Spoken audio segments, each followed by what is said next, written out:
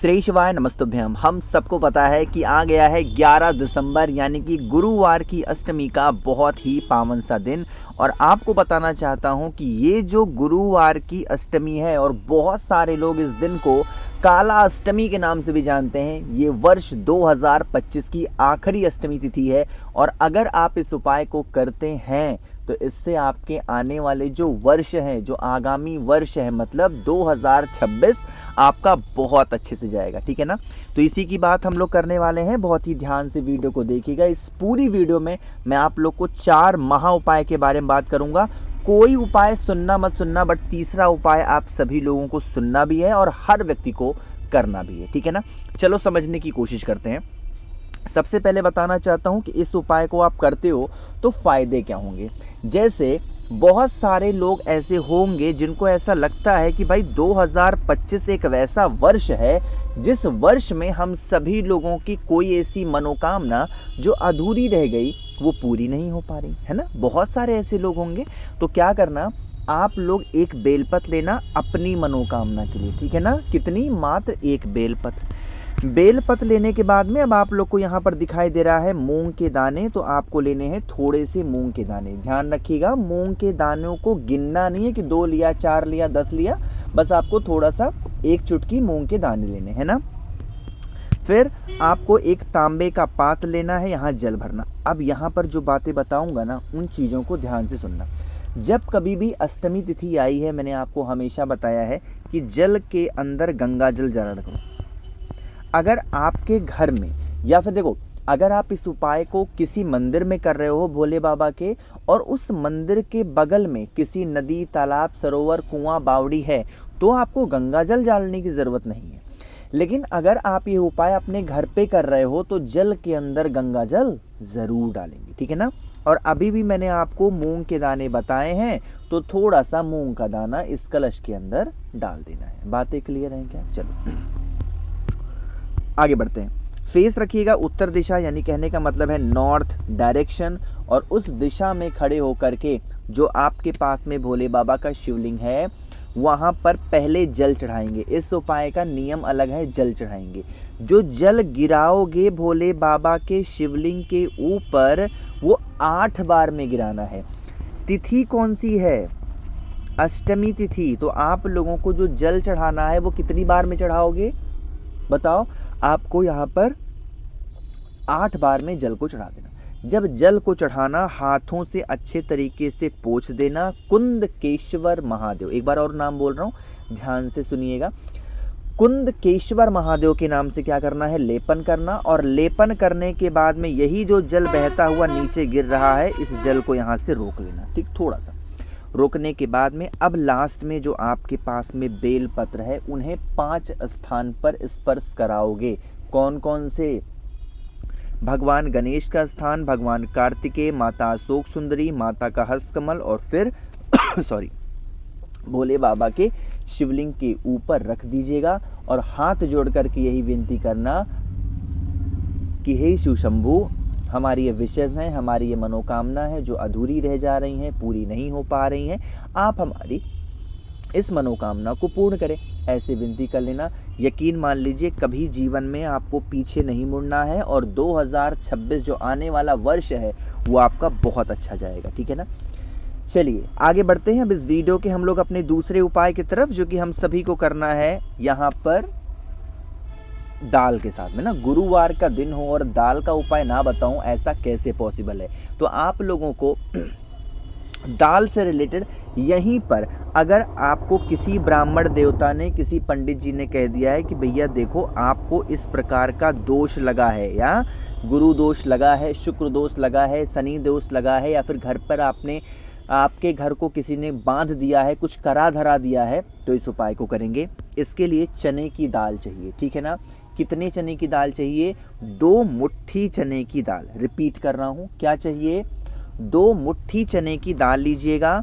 और एक कोई सा भी कपड़ा, चाहे वो सफ़ेद हो, पीला हो, लाल हो, उससे मतलब नहीं है, एक साफ सुथरा कपड़ा लेना। ठीक है ना।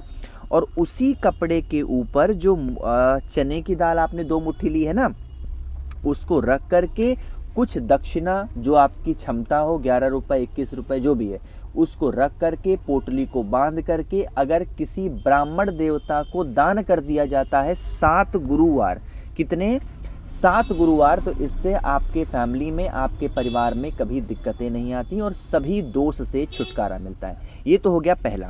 दूसरा, दाल से ही रिलेटेड मैं आपको एक और उपाय बताने जा रहा हूँ, जो अगर आप करोगे तो अगर आपके घर में किसी भी प्रकार का कोई रोगी प्रवृत्ति का व्यक्ति है, मतलब बहुत इलाज करा रहे हो, बहुत दवा करा चुके हो, बट आपको कोई रिलीफ, कोई आपको फ़ायदा नहीं नज़र आ रहा है, तो आप इस उपाय को करेंगे।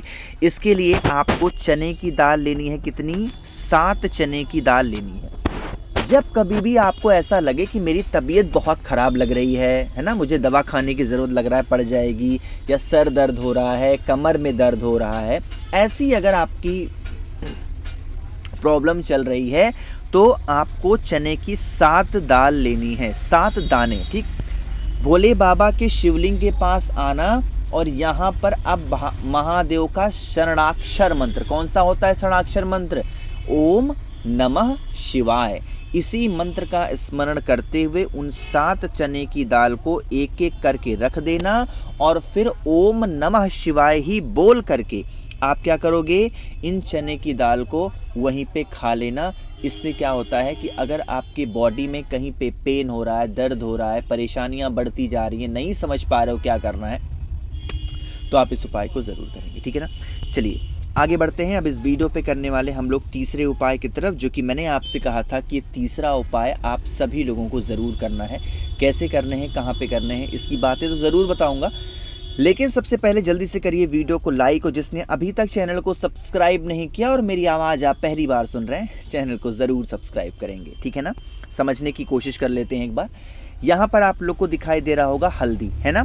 2 प्रकार है, खड़ी हल्दी भी दिखाई दे रही है और पिसी हल्दी। तो पहले फ़ायदे समझ लो। जैसे आप किसी के बारे में गलत नहीं सोचते हो, आपका जो बिहेवियर है वो बहुत अच्छा है, आप हर इंसान के प्रति अच्छा सोच रखते हो, व्यवहार रखते हो, तो क्या करना है, आप लोग को मतलब प्रॉब्लम ज़्यादा है घर में, कहने का मतलब ये है, तो आप खड़ी हल्दी को लेंगे और उसको कूट करके 1 चुटकी हल्दी पाउडर बनाओगे। अगर आप थोड़े से आलसी हो या आपको नहीं आता है कूटना पीसना, तो मार्केट में मिलता है 5-10 रुपए में, वो ले लेना, है ना। लेने के बाद में क्या करना है, एक तांबे का पात्र लीजिएगा, उसके अंदर जल भरिएगा, ठीक है ना। जल के अंदर गंगा जल डालेंगे और फिर कहाँ पर पहुँचेंगे, भोले बाबा के शिवलिंग के पास में नहीं जाना है, ठीक। कहाँ पर जाना है, तुलसी माता के वृक्ष के पास में। जो गुरुवार का दिन होता है, हम किसे समर्पित करते हैं बताओ, हम समर्पित करते हैं माता तुलसी को। इसीलिए आप सभी को क्या करना है, माता तुलसी के पौधे के पास में जाना है चुपचाप वहाँ पर, और पहुँच करके आपके पास में एक कमल गट्टा होना चाहिए।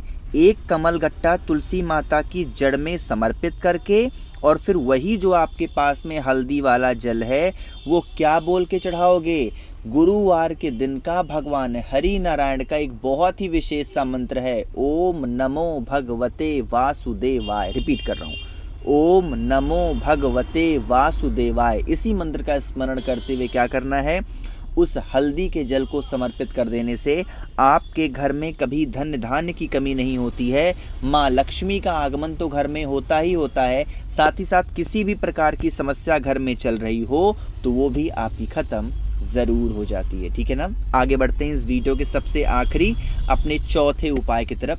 अच्छा, काफ़ी लोग कह रहे थे भैया हमें आपसे बातें करनी है, तो क्या कर सकते हैं, तो आप हमें इंस्टाग्राम पे फॉलो कर सकते हो। मैं यहाँ पर लिख दे रहा हूँ, द नेचुरल प्लैनेट 108 सर्च करिएगा, तो जैसा लोगो आपको स्क्रीन पर दिख रहा होगा ना, ओम वाला, वही लोगो वहाँ पे लगा हुआ है, आप वहाँ पे मुझे फॉलो कर सकते हो, ठीक है ना। फिर बातें खूब करेंगे, ठीक।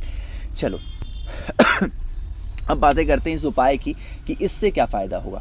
अगर आपके घर परिवार का कोई सदस्य गुस्सा बहुत कर रहा है, मतलब क्रोध ही ख़त्म ही नहीं हो पा रहा, इतना गुस्सा, चिल्लाना, है ना, गलत आदतें हैं, तो आप लोगों को शमी के 1 पत्ते लेने, शमी के 2 पत्ते लेने हैं। अगर शमी का पत्ता नहीं मिलता तो चावल के दाने को ले लो। जो भी व्यक्ति आपके घर में हर प्रकार का गुस्सा कर रहा है, उस व्यक्ति का नाम और गोत्र बोल करके 2 स्थान पर शमी के पत्ते को चढ़ाएंगे। सबसे पहले जिस स्थान से जल नीचे गिरने ही वाला होता है उस स्थान पर, और दूसरा यहाँ पर मतलब क्या है, जो माता का हस्तकमल है ना, उस स्थान पर शमी के पत्ते को, 2 शमी के पत्ते को अलग अलग स्थान पे समर्पित करके और फिर 1 लोटा जल चढ़ा देना। आपके घर में किसी भी प्रकार का कोई इंसान नाराज रहता है, गुस्सा करता है, तो उसका गुस्सा खत्म ज़रूर होगा। तो कोशिश की है अच्छा समझाने की। कोई चीज़ समझ में ना आई हो तो नीचे कमेंट सेक्शन में पूछिएगा, मैं पूरी कोशिश करूंगा रिप्लाई करने की। मेरे जितने भी भाई बहन आवाज़ आज पहली बार सुन रहे हैं, चैनल को ज़रूर सब्सक्राइब करिएगा और वीडियो को तो लाइक सभी को करना है। श्री शिवाय नमस्तुभ्यं।